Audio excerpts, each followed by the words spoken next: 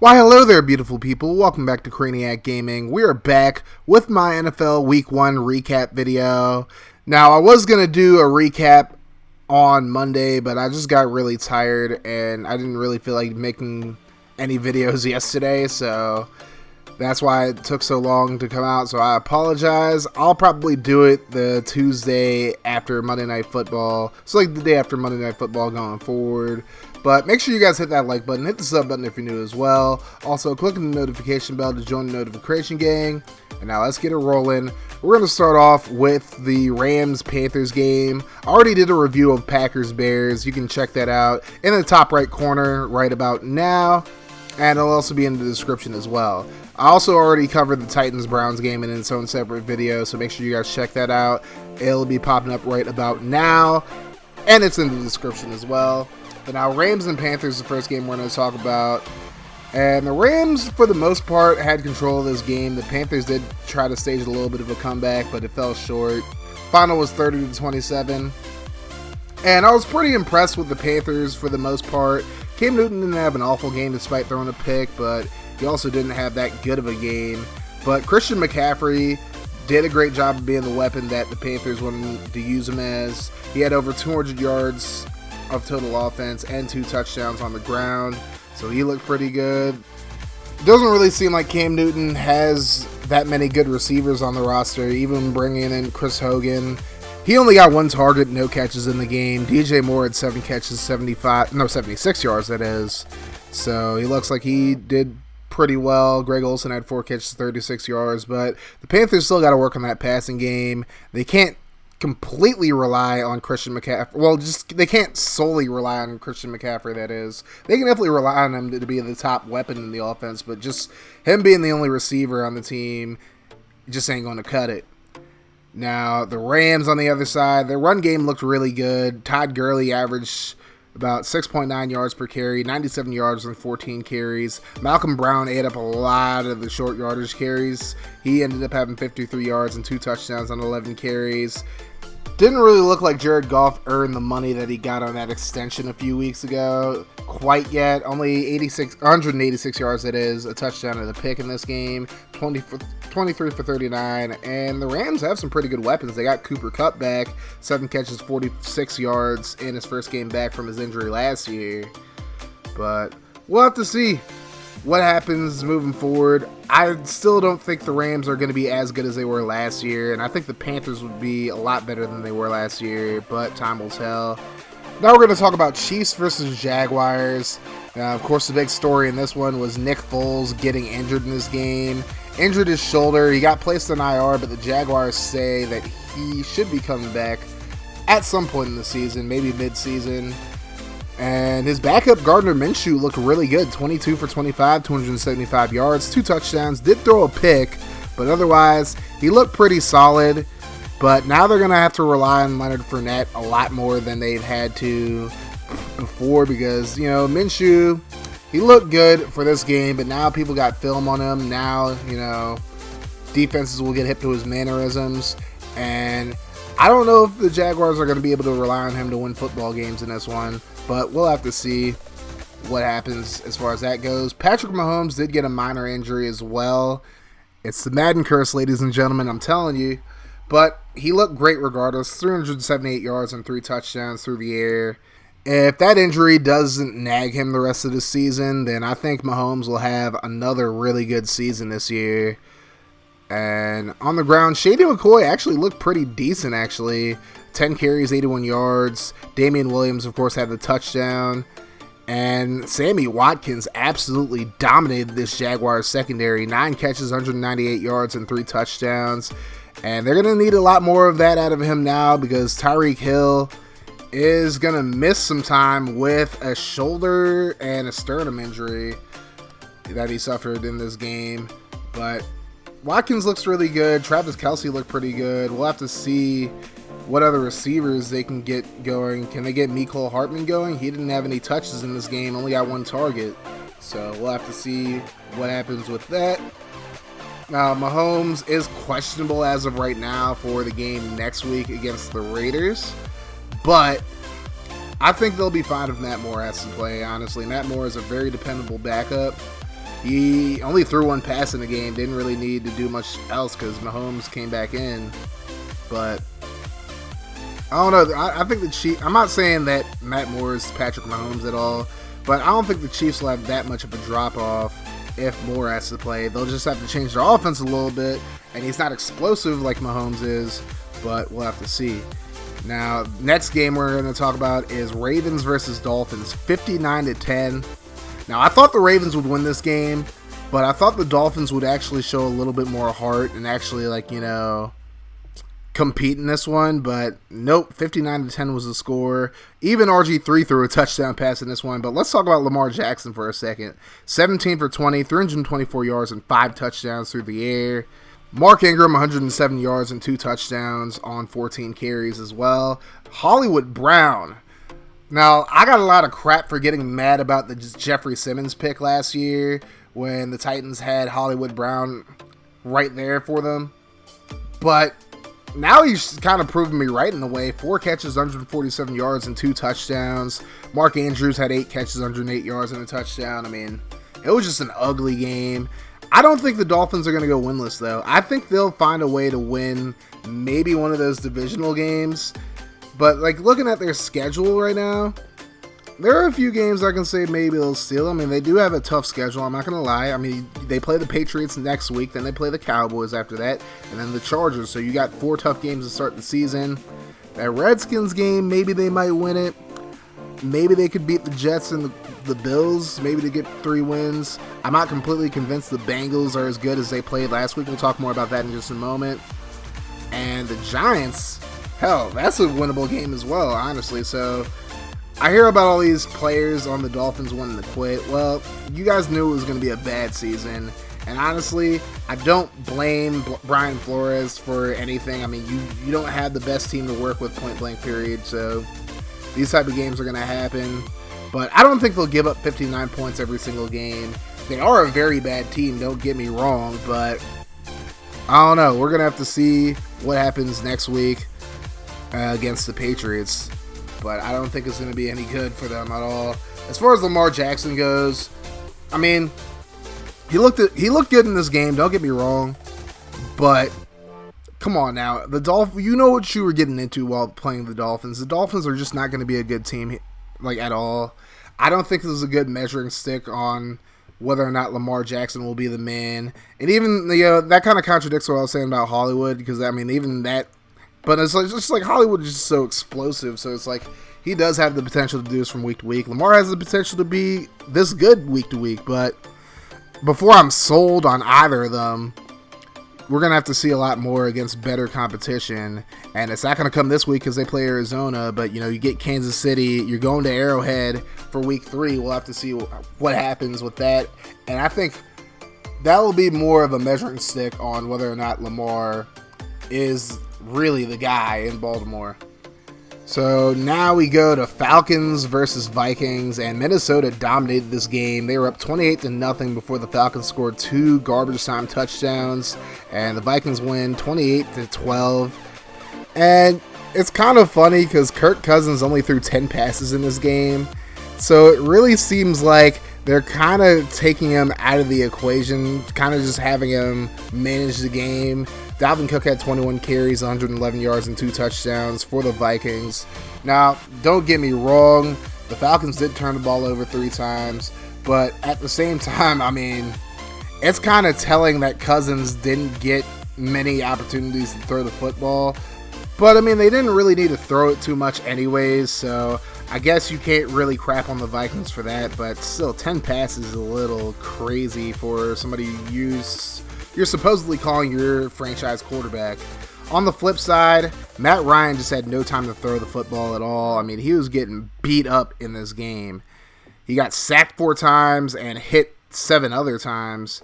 So it's this Falcons offensive line got to get it together if the Falcons want to do anything. And as far as Julio Jones goes, 6 catches, 31 yards, and a touchdown. I mean, it's only one game. I'm not trying to judge him. But it's not looking really good as far as you just got a big contract, and that's the kind of performance you give them. I mean, they got to expect a lot more. But again, it's not like Matt Ryan had all that much time to throw. He did get sacked 4 times, and the Vikings also hit him 7 times. I don't know if those stats are combined, but they did get into Ryan's face the entire game.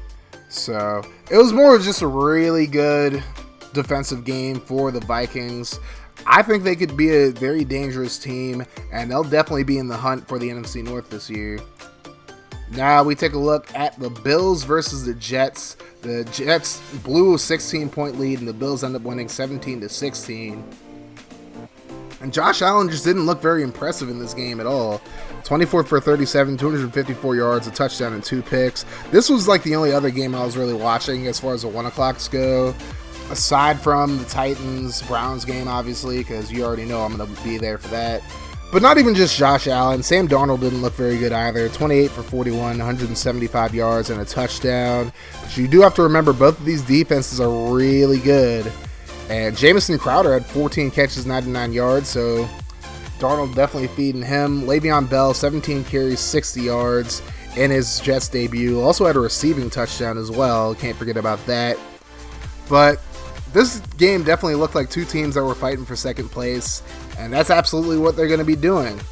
And also on the Bills side, Devin Singletary is definitely the truth. 4 carries, 70 yards. He's going to be an absolute beast for the Bills. I'm telling you, Bills fans, y'all got yourselves a stud at running back. He needs to get more touches, and Frank Gore needs to get a lot less touches.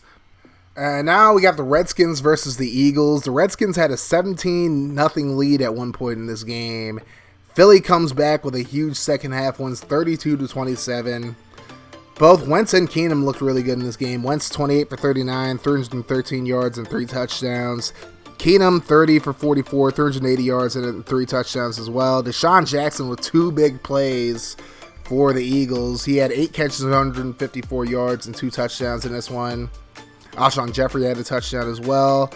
On the Redskins side, Terry McLaurin, 5 catches, 125 yards, and a touchdown. Vernon Davis had a very emotional touchdown. Now, for those of you guys who don't know, his grandfather, who raised him when he was a child, passed away the day before, so that's why you saw him crying after scoring that TD. Now, I give the Eagles credit for coming back, honestly.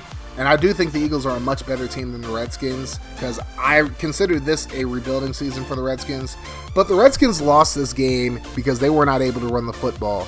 Darius Geis had 10 carries for 18 yards. Chris Thompson, 3 carries for 10 yards. You had Adrian Peterson, who was a beast last year, inactive for this game.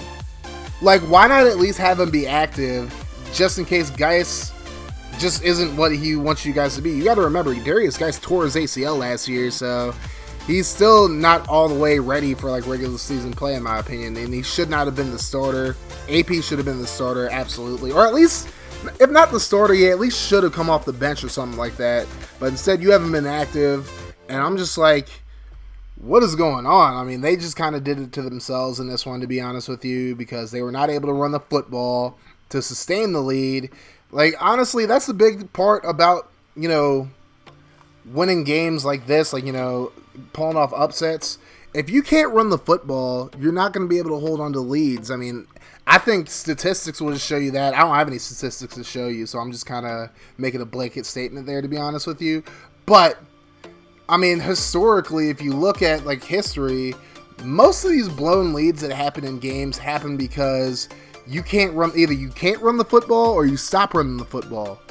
Like what happened when Tennessee beat the Chiefs in the playoffs. The Chiefs had like a 24-3 lead.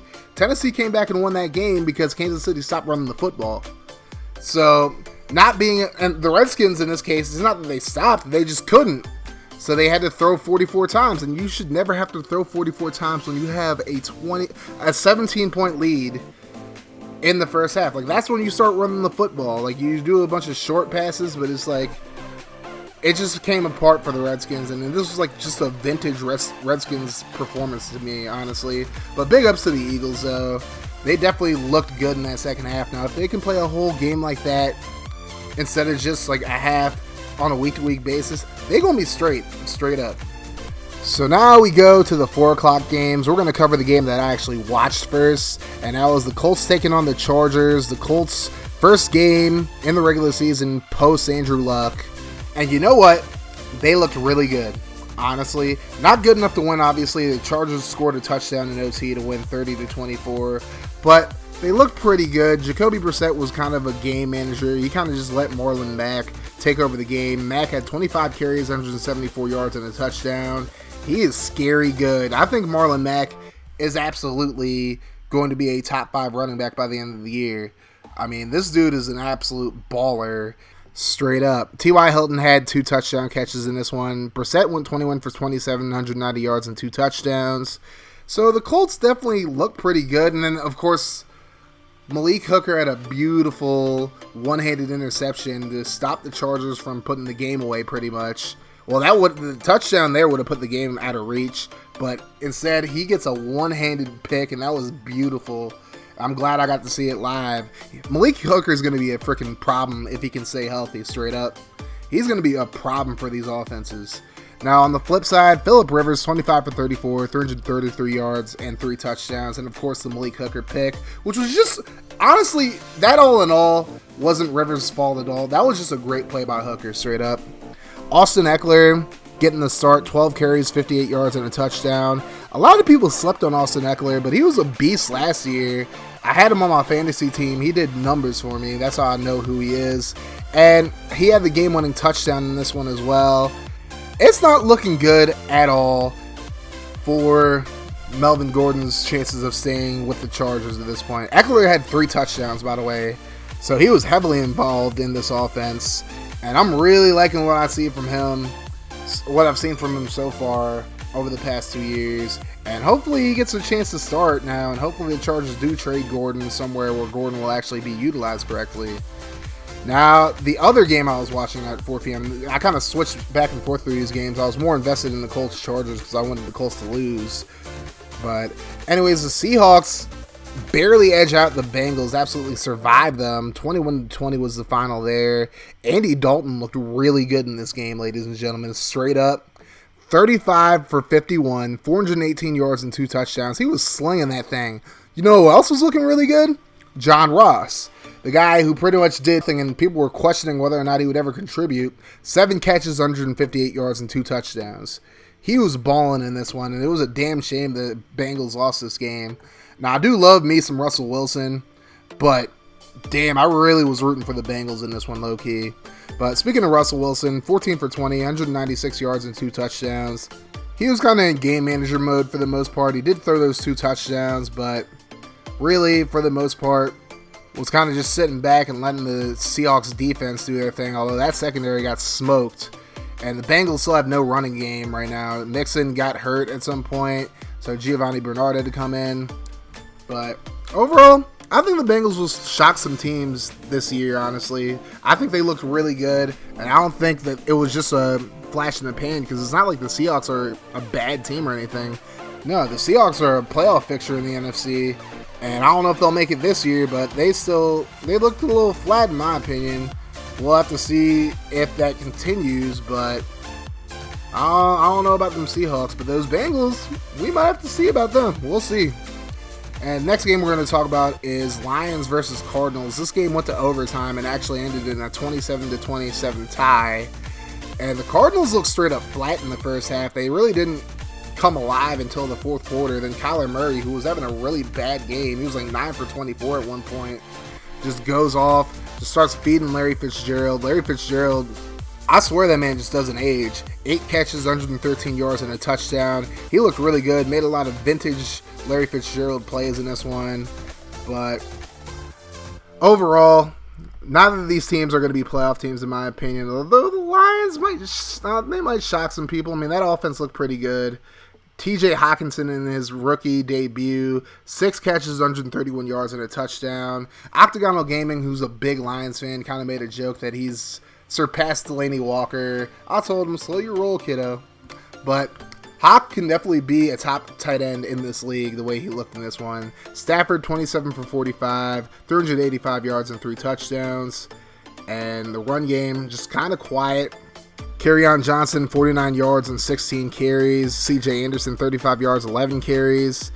On the Cardinals side, David Johnson was actually starting to look like his former self in this one. He had 6 catches, 55 yards, and a touchdown, 82 yards on 18 carries on the ground. So if he can stay healthy, I think the Cardinals will definitely do better than people think they will. But that's a big question mark because he hasn't proven to stay healthy over the past few years. But we'll have to see what happens. It was good on Murray to lead that comeback, even though it fell short of actually winning the game. But a tie is better than a loss no matter what. It's better than a loss, at least for the team, not for us, because we all want to see like actual wins and losses, but you know what I mean. Now to the next game, we got them boys taking on the Giants, and Dak Prescott was on fire in this one. 25 for 32, 405 yards and 4 touchdowns.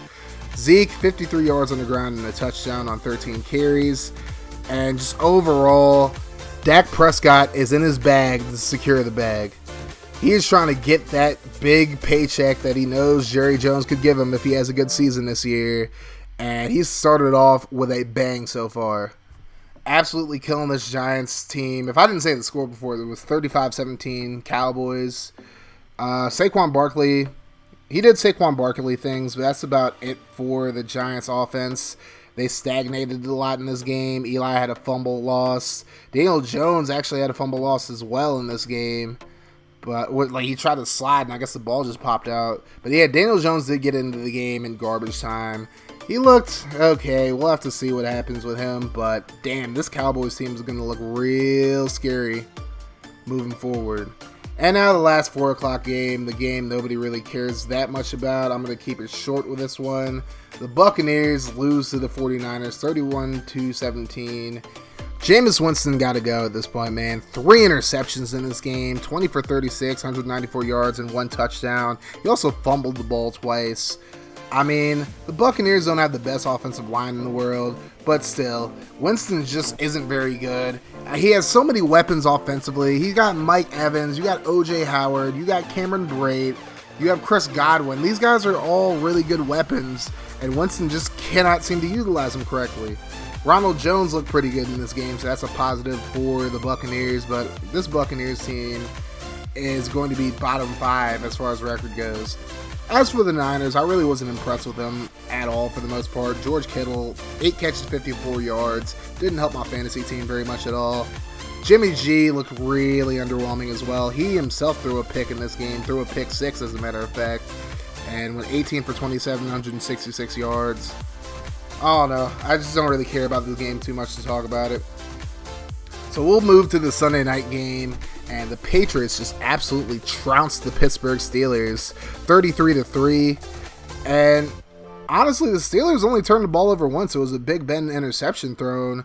I think it was like the second half it happened too. So it's not like the Steelers were just turning the ball over. They just couldn't move the football against New England. Brady looked like Brady, 24 for 36, 341 yards and 3 touchdowns. And it's only going to get worse with AB. And Josh Gordon looked pretty good in this game, and so did Philip Dorsett, finally.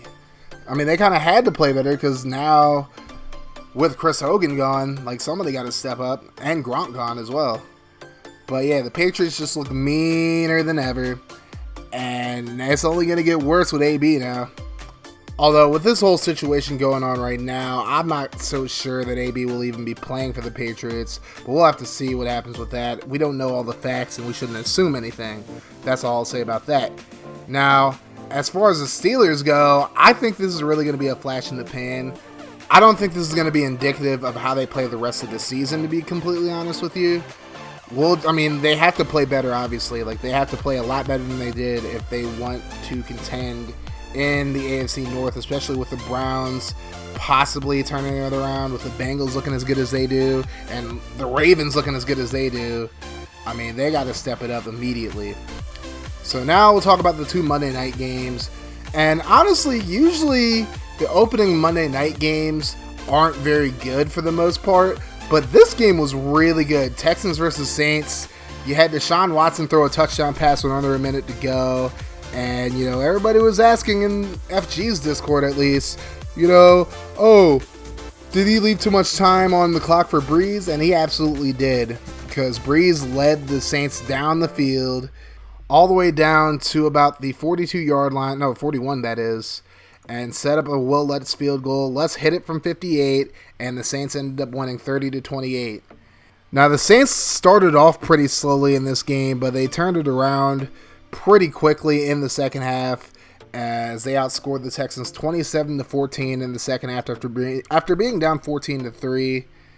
Breeze looked like the usual Breeze in the second half. Michael Thomas was just killing him. Ted Ginn was killing him. Even Alvin Kamara was killing him as well. He had over 150 yards of total offense in this game.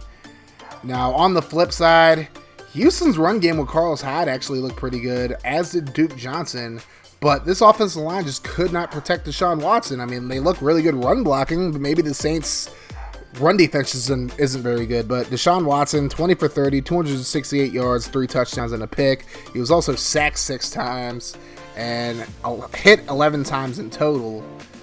I mean, they got to do a better job of protecting him. I don't really think he was holding on to the ball way too long. He got the ball out on a lot of those plays, including the touchdown. But, like, this offensive line was just getting dominated by the Saints' D-line. I mean, freaking Trey Hendrickson, not really a world beater as a pass rusher at all, was just dominating Laramie Tunsil. Yeah, the same Laramie Tunsil you just traded, I think it was two first-round picks for? Yeah, you are not getting your money's worth for him. Kenny Stills did have a touchdown in this game. You're still, I mean, 3 catches, 37 yards, and a touchdown. You're not really getting your money's worth there either. But all in all, in my opinion, if the Texans want to do absolutely anything moving forward, as far as like going to the playoffs, winning playoff games, maybe winning Super Bowls, they're going to have to get rid of Bill O'Brien. Straight up. I mean, that much is clear just from this game alone. I mean, why are you running prevent defense on Drew Brees of all people? You know damn well he's going to pick that apart. And what happened? You gave up a game-winning field goal, and now you just look stupid as hell. Straight up. But a great job by the Saints in coming back and winning this one. Breezes looks like Breezes as always. Hey, Taysom Hill had a touchdown as well in this game. I mean, he's just a Swiss Army knife at this point. And last but not least, you had the Oakland Raiders beat the Denver Broncos 24-16 in what will be probably the last Monday Night Football game in Oakland, maybe ever. And Derek Carr looked very impressive in this game, 22 for 26, 259 yards and a touchdown. Josh Jacobs, he got fed in this one, 23 carries, 85 yards and 2 touchdowns. He looked really good. Tyrell Williams getting 6 catches, 105 yards and a touchdown. And I apologize for misleading y'all about Hunter Renfrow. He only had 2 catches, 13 yards. Hopefully he gets more touches than that, but he didn't look very good in this game. Joe Flacco didn't look bad in this game. Actually, he looked pretty decent. 21 for 31, 268 yards and a touchdown. And Cortland Sutton, 7 catches, 120 yards. Emmanuel Sanders had a touchdown in this one. Sorry about my dogs barking, by the way, but yeah, overall, it was a very emotional win for the Raiders. Obviously, with all the drama that happened last week with Antonio Brown, and they still came out. I mean, they could have come out flat, but they didn't. They came out, got the W that they needed, and good on the Raiders for doing that. It's really unfortunate to see Jonathan Abram getting that season-ending injury. He played like the entire game, pretty much 3/4 of the game, with a torn rotator cuff, so he's going to be out for the year. He got placed on IR. And it sucks because he was absolutely balling in this one. So next year when he comes back, he's definitely going to be a player to watch for this Raiders team. But overall, good win for the Raiders. And that's going to do it for the Week 1 recap video. Thank you guys so much for watching. Make sure you guys hit that like button. Hit the sub button if you're new as well. Also, click the notification bell to join the notification gang. And if you like what I do in the channel and you want to support me in a more personal way, consider becoming a patron. The link's going to be in the description as always. Big shout out to my current patrons, Franchise Gaming, V-Dub Productions, Colin Mentor, Zach Brader, and Joshua Fernald. Also a huge shout out to my Twitch subs, C Codas and Schmitzy. Now, if you guys want to join those guys in getting shout outs and get plenty of other perks as well, including seeing videos before the rest of the world gets to see them, well, the link's going to be in the description like I always say, and even $1 a month will definitely help me out exponentially. But like I always say, guys, patronage and donations are never required for me to do what I do, but they're always very much appreciated. Also, make sure you guys get yourself a Crayniaq Gaming t-shirt. The link to my Teespring page is going to be in the description. And with that said, you guys have yourselves a wonderful rest of your day, night, or whenever you're watching this. And like I always say, guys, no matter what happens, make sure you keep that mofo rolling. And I'm out of here. Deuces. God, they tryna turn me to a monster. Every year I'm a conquer. Okay, see, I bring the thunder. Walking in humble, I leave Muhammad. Sting you like Bumble. Running with pride, 10 over. Eyes to a bliss, I don't fumble. Blind.